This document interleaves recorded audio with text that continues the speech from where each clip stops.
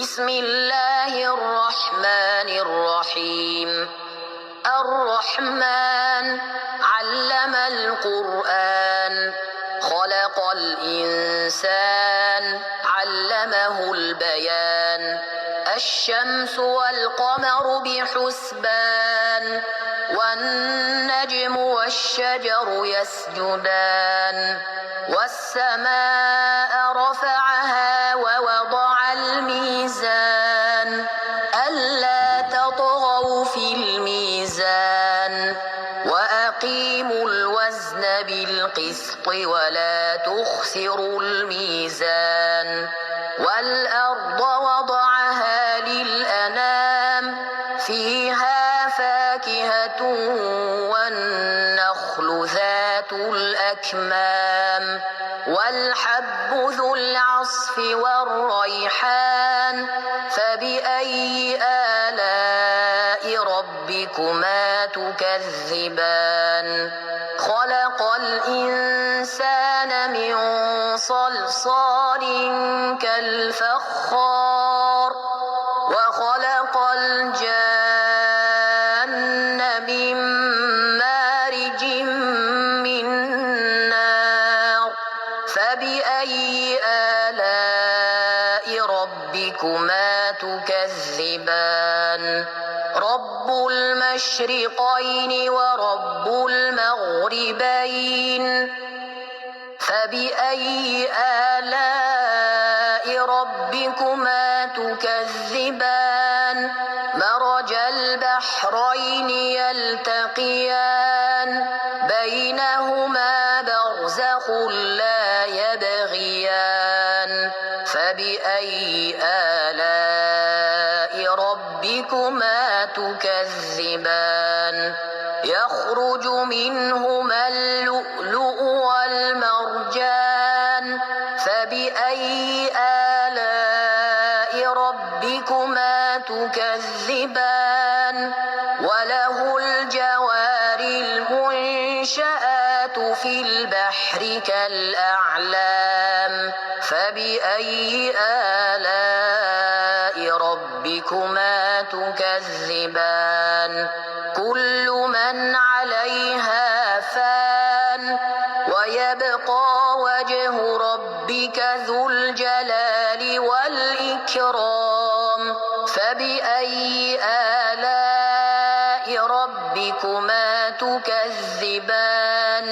يسأله من في السماوات والأرض، كل يوم هو في شأن.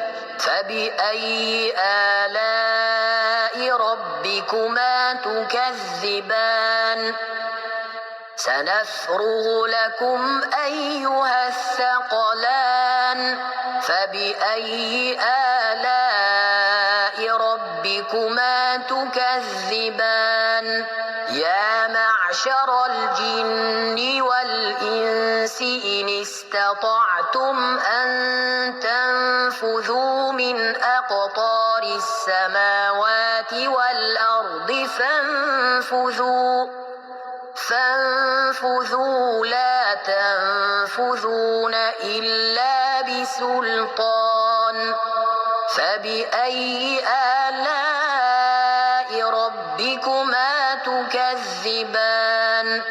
يرسل عليكما شواظ من نار ونحاس فلا تنتصران. فبأي آلاء ربكما تكذبان؟ فإذا انشقت السماء فكانت وردة كالدهان. فبأي آلاء ربكما تكذبان؟ فيومئذ لا يسأل عن ذنبه إنس ولا جان. فبأي آلاء ربكما تكذبان؟ يعرف المجرمون بسيماهم فيؤخذ بالنواصي والأقدام فبأي آلاء ربكما تكذبان هذه جهنم التي يكذب بها المجرمون يطوفون بينها وبين حميم آن فبأي آلاء ربكما تكذبان ولمن خاف مقام ربه جنتان فبأي آلاء ربكما تكذبان ذواتا أفنان فبأي آلاء ربكما تكذبان فيهما عينان تجريان فبأي آلاء ربكما تكذبان فيهما من كل فاكهة زوجان فبأي آلاء ربكما تكذبان متكئين على فرش بطائنها من استبرق وجنى الجنتين دان فبأي آلاء ربكما تكذبان فيهن قاصرات الطرف لم يطمثهن إنس قبلهم ولا جان فبأي آلاء ربكما تكذبان كأنهن الياقوت والمرجان فبأي آلاء ربكما تكذبان هل جزاء الإحسان إلا الإحسان فبأي آلاء ربكما تكذبان ومن دونهما جنتان فبأي آلاء ربكما تكذبان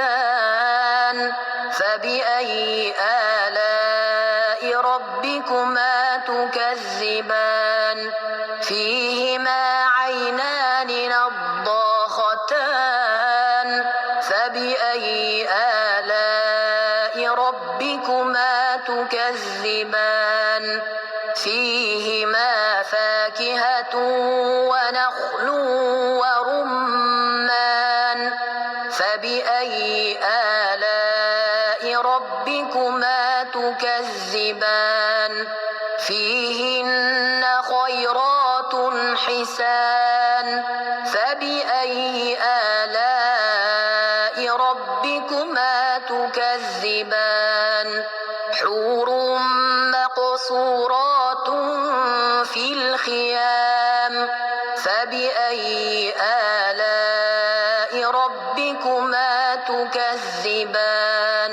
لم يطمثهن إنس قبلهم ولا جان فبأي آلاء ربكما تكذبان متكئين على رفرف خضر وعبقري حسان فبأي آلاء ربكما تكذبان تبارك اسم ربك ذي الجلال والإكرام